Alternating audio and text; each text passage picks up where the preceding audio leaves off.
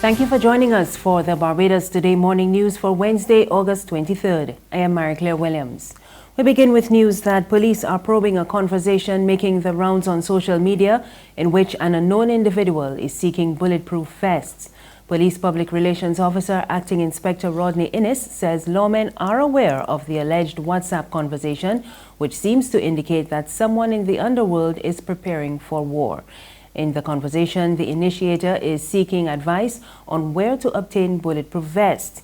They also complained that an urban gang had bought all that were available from a supplier in the city.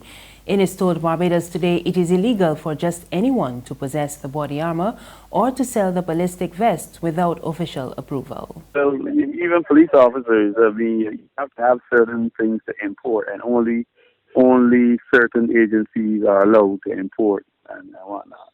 Okay. So it isn't something that's readily available that you can really go and get.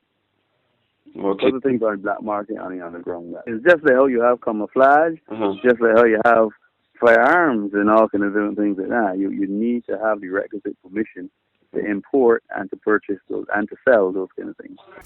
The authenticity of the WhatsApp exchange has not been verified, and it is not clear whether it was a simple chain message with the aim of making mischief and not one with malicious intent. Meanwhile, members of the Royal Barbados Police Force will walk through the communities of Gall Hill and Caneville in Christchurch this evening. It comes on the heels of the latest shooting deaths in the area, which prompted further calls from government officials for the restoration of law and order. 37-year-old Sean Taylor was gunned down between 9:30 and 10 o'clock on Monday night in Gall Hill, and on Sunday night, 40-year-old Omar Moore of Kendall Hill was shot dead at Caneville Crescent, Christchurch, as he was leaving the home of a friend. This brings to 23 the number of murders for the year so far. Christchurch West Central MP Stephen Lashley is appealing to the young men to put down the guns and find alternative ways to resolve conflict. I think it's certainly not a good it's not a good bit of news to learn of in terms of gun violence. I have always had a very strict approach in terms of the use of guns to solve problems. I've heard the news. I have not had a chance to really get the kind of feedback that I would normally get in this kind of situation. But it is a sad occasion, particularly for the victims.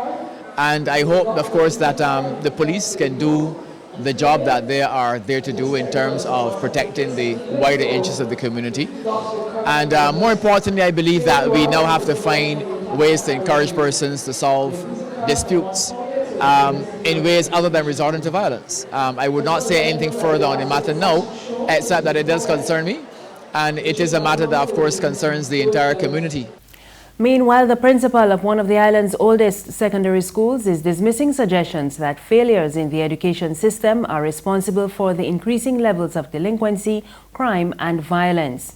Queen's College's Dr. David Brown is blasting those who say that teachers are also allowing failing students to be fast-tracked through the system and into the wider community for the police to deal with. He says this is an unfair assessment.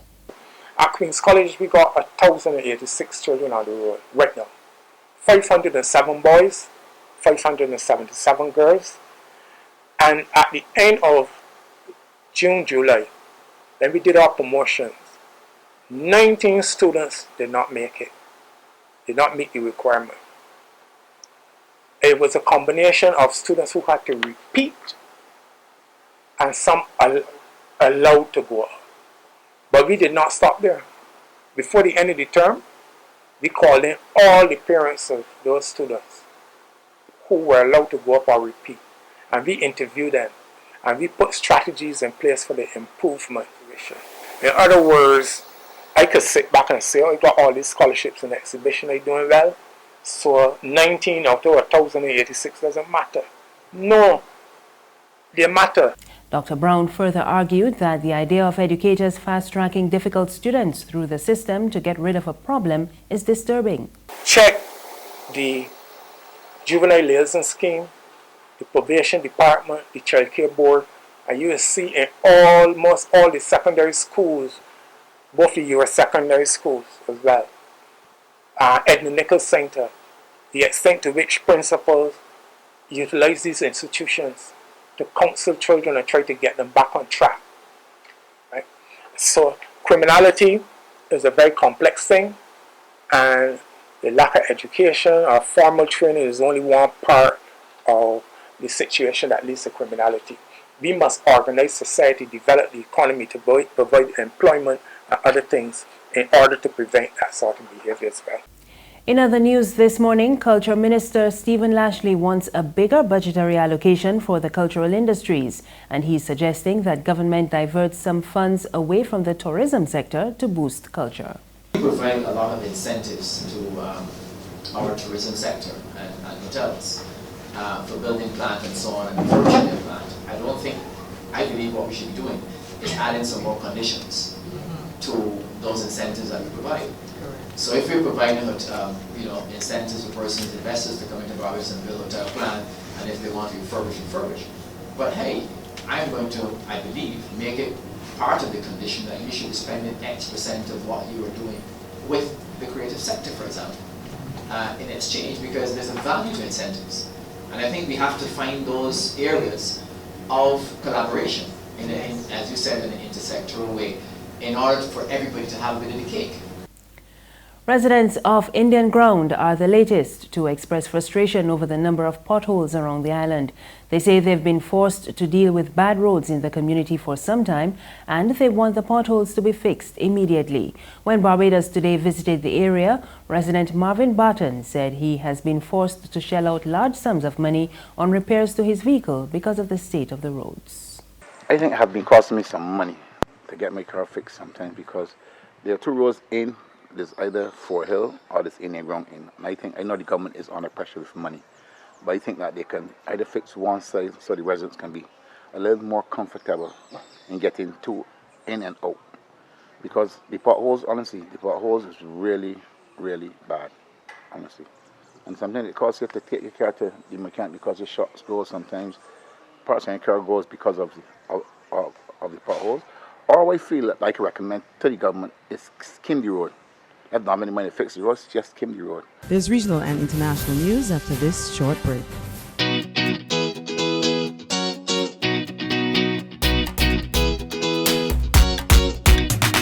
Welcome to CarFesta 13. As a Mera Caribbean affiliate, we at the Barbados Light and Power Company strive to live and work injury-free. We encourage you to do the same. Here's a tip for you. Be aware of your surroundings, including all emergency exits and muster points. If you feel uncomfortable in a situation, seek assistance from the nearest security or police officer. From all of us at Barbados Light and Power Company Limited, we wish you a safe, enjoyable, and incident-free CarFesta 13. CarFesta 13, Barbados. Thank you for staying with us. We're back with news from the region. The Eastern Caribbean Central Bank is giving assurances that the Eastern Caribbean currency remains stable and the banknotes are protected by various security features. The statement from the St. Kitts-based institution follows an announcement in Grenada last week that counterfeit $50 and $100 notes are in circulation. The ECCB's Deputy Director of the Currency Management Department, Rosbert Humphrey, says police in St. George's recently retrieved 3 counterfeit $50 notes and 1 $100 note. And further afield, emergency services in Italy have saved 3 young brothers who were trapped by a magnitude 4 earthquake. The disaster occurred earlier this week on the island of Isha. We get more in this Reuters report. A miraculous escape and the making of one memorable family reunion. The cheers coming from fire crews as the last of 3 brothers is pulled from the rubble. They'd survived hours trapped below after an earthquake hit the Italian island of Isha on Monday night. This, the eldest of the siblings. Fire crews found his younger brothers earlier. Baby Pascal emerged in his nappy. But not everyone has been spared. At least 2 people have been killed and 25 injured in the magnitude 4 quake. Drone footage shows the extent of the damage. Buildings and a church collapsed on the tourist-packed island off the coast of Naples just before 9 p.m. local time. Residents and tourists ran out onto the streets from homes and hotels. Working hard overnight, emergency services had some moments of solace. Here, pulling a dust-covered man to safety in the town of Casamicolo. But there's also been tales of loss. One woman died when she was hit by falling masonry. It could have been much worse. The island has a population that swells to around 200,000 in peak summer months. Most of the damage occurred in the higher areas of the volcanic island away from the coast. And that's news this morning. Remember, you can get more on our website, www.barbadostoday.bb. You can also subscribe to our e-paper, email updates, and like us on Facebook. We're on Izumi Media in bus terminals and Screenplay at supermarkets and gas stations near you. You can also tune into Mix 96.9 FM for more news. I am Mary Claire Williams. Have a good morning.